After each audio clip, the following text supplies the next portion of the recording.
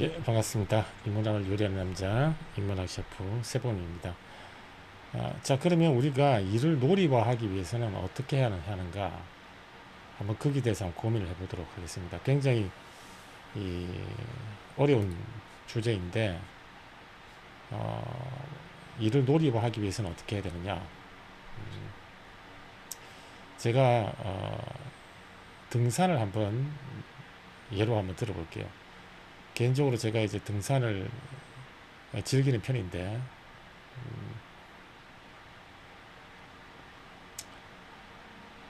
이를 놀이화하기 위해서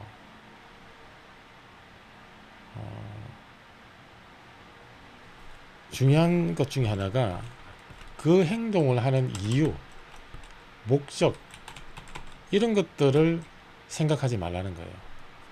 이유, 목적을 생각하지 말고 그냥 행동하는 그 자체의 움직임, 이것을 느끼라는 거예요. 이것을.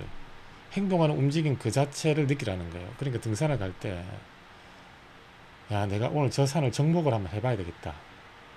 자, 오늘 저 산을 누구는 2시간 만에 정상을 갔다고 하는데 나는 1시간 만에 열심히 해서 성실하게 올라가서 1시간 만에 내가 한번 주파를 해보겠다. 그래서 그 사람 이겨보겠다.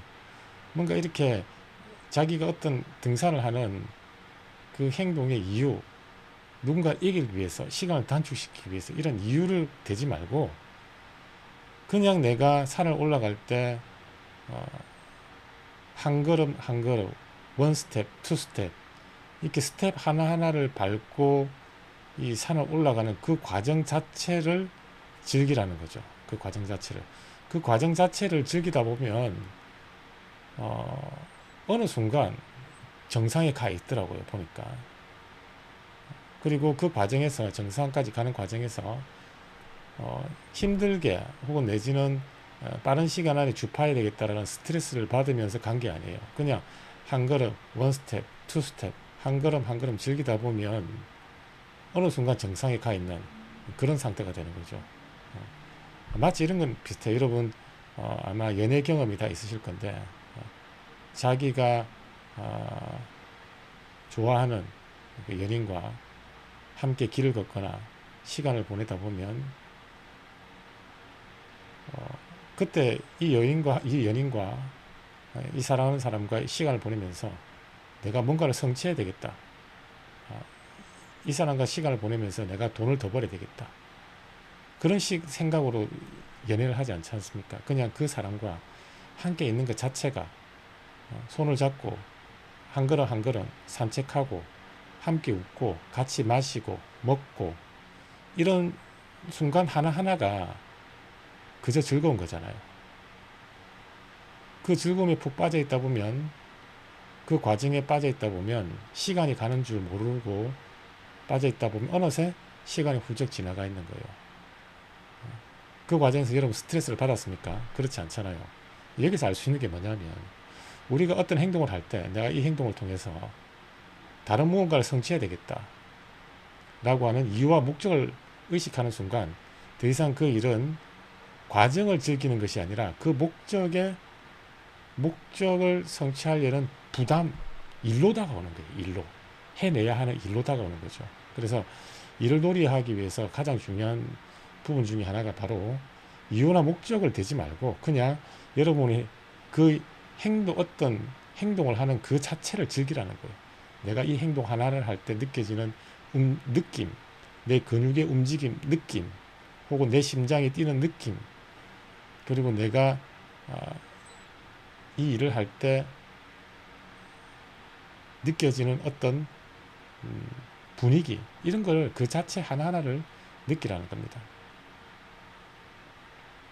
이 일을 하고 있는데 지금 이게 언제 끝날지, 정상까지 가기 위해서는 얼마나 더 가야 될지, 이러면은 그 일이 놀이가 아닌 과업으로 다가오게 됩니다.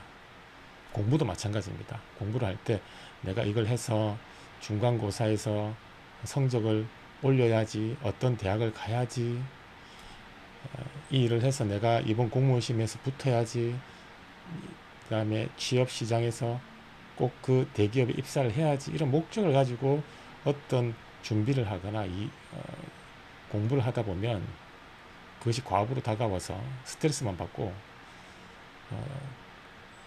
역설적으로 성과가 드러나지 않습니다. 그냥 내가 여기 앉아서 공부하고 책을 보고 내 눈에 텍스트가 보이고 이 텍스트를 볼 때 이 책의 질감에서 느껴지는 촉각, 냄새 이런 것들 하나하나 그냥 즐기라는 거예요. 내가 눈이 안 보였으면 이 텍스트를 보지 못할 텐데 야 내가 지금 사지가 온전해 가지고 이 텍스트로 내 눈으로 이 텍스트가 보이는구나. 야 이런 신기한 일이 있네. 내가 사지가 멀쩡해 가지고 이 손가락이 멀쩡해 가지고 손가락으로 이 책장 하나하나를 내가 넘길 수가 있네. 이런 과정 자체를 감사히 하면서 그 과정 자체를 느끼라는 거예요. 시각, 청각, 후각, 미각, 촉각 모든 여러분의 감각을 다 동원해서 그 자체를 한번 느껴보라는 겁니다. 자, 그러면 일이었던 것이, 과비였던 것이 놀이로 다가올 것이다. 이렇게 제가 조언을 할 수 있을 것 같아요. 그럼 이것이 왜 중요한가? 왜 중요한가? 우리가 뭔가를 꾸준히 하게 해 나가기 위해서는 동기부여가 필요합니다. 여러분, 그 동기부여에 필요한 호르몬이 바로 앞서 제가 잠시 언급했는데 도파민이라는 거예요. 자, 그런데 이 도파민은 언제 나오느냐면 여러분이 어떤 성과를 완수했을 때 나옵니다. 이 도파민은 혹은 성과를 완수하기 임박했을 때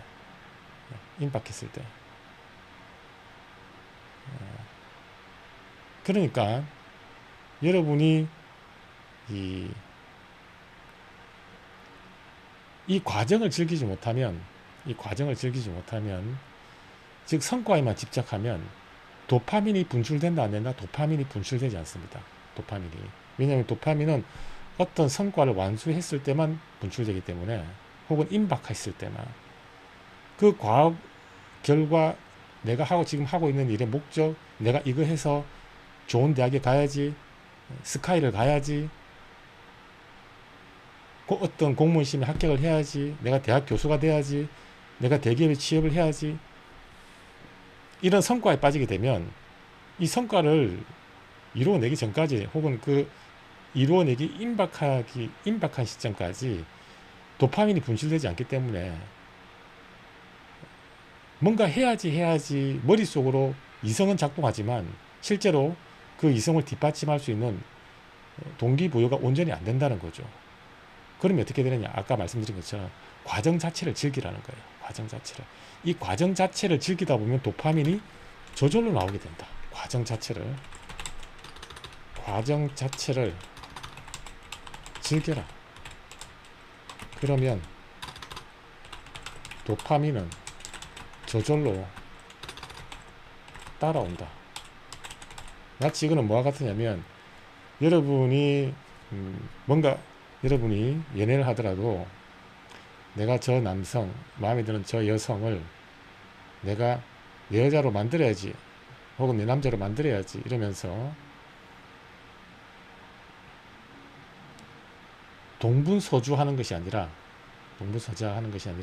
자기가 스스로 온전히 서 있으면, 자기가 스스로 온전한 사람이 되어 있으면, 즉 자기가 좋은 사람이 되어 있으면 저절로 좋은 사람이 따라오게 됩니다. 마치 이런 것처럼 과정 자체를 즐기다 보면 도파민이 저절로 따라온다. 그러니까 성과를 이루려고 하면 할수록, 의식하면 할수록 도파민은 점점 고갈된다. 그래서 그 성과를 이루기 위한 에너지가 작동하지 않는다. 오히려 성과를 의식하지 말고 내가 지금 현재 하고 있는 일에서 그 일을 하기 위한 행동을 하나하나 할 때마다 느끼는 그 느낌, 내지는 그 행동을 하기 위해서 내가 적용하는 어떤 기술, 이 기술을 적용해서 조금 더 나은 상태로 문제가 해결되는 그 과정, 이 자체를 즐기다 보면 도파민이 저절로 나와서 현재 하고 있는 일을 드라이빙 할 수 있는 에너지를 우리가 확보할 수 있다는 거예요. 그래서 뭔가 여러분이 어떤 일을 어떤 그 액션을 취할 때 내가 이 일을 통해서 어떤 뭔가를 해내야 되겠다. 좋은 대학에 가야 되겠다. 스카이를 가야 되겠다. 박사학위를 받아야 되겠다. 석사학위를 받아야 되겠다. 대기업에 취직해야 되겠다. 교수가 돼야 되겠다. 이런 보상이나 이유를 갖다 붙일수록, 자, 이런 걸 뭐라고 하냐면 우리가 과잉정당화라고 합니다. 과잉정당화. 뭐 over justification effect, 과잉정당화 효과라고 하는데,